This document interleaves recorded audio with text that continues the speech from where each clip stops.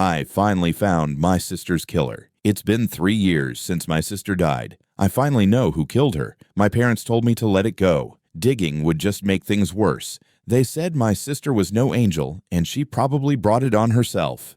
I said if they'd treated her better her whole life, maybe she'd still be alive. So I ignored them. And after years of digging, asking questions, and dispersing some helpfully placed funds, I finally had a name.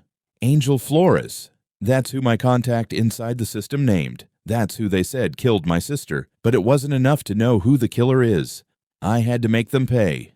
I know my sister wasn't perfect. After my parents gave up on her, she started hanging with a bad crowd, doing drugs. Then she started robbing houses to feed her habit, and she got caught. Like I said, she wasn't perfect, but she didn't deserve to die in prison, gutted like a fish, and left naked on the prison yard grounds. Her killer needed to suffer, to know the person they robbed the world of, robbed her family of. Even if I was the only family she had left. The only way to get to Angel Flores was to get into the prison, but they'd never let me in. Not when I was a civilian whose sister had been murdered there, so I'd have to be creative. I established a fake identity as a member of a group that counseled prisoners. It took hiring an expert hacker to set up and months of appearances to solidify, but I established a reputation, kind, dedicated, helpful, a friendly face, happy to spread baked goods, joy, and a smile. Finally, the day I was waiting for came. It was Christmas Eve, and my organization was doing holiday visits.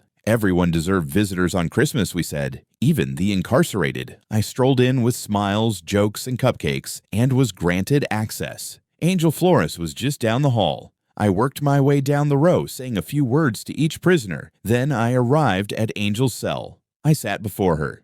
"Do you know who I am?" I asked, looking her in the eye. She didn't.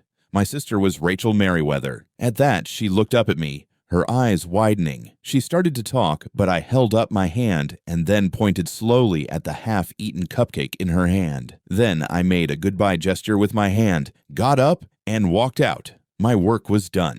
As I left the prison, I was surrounded by the macabre display of the bodies of all the guards who drowned in their own blood, half-eaten tetrodotoxin-laced cupcakes on the floor beside them. I imagined Angel reading the note I left with, "I know you didn't do it,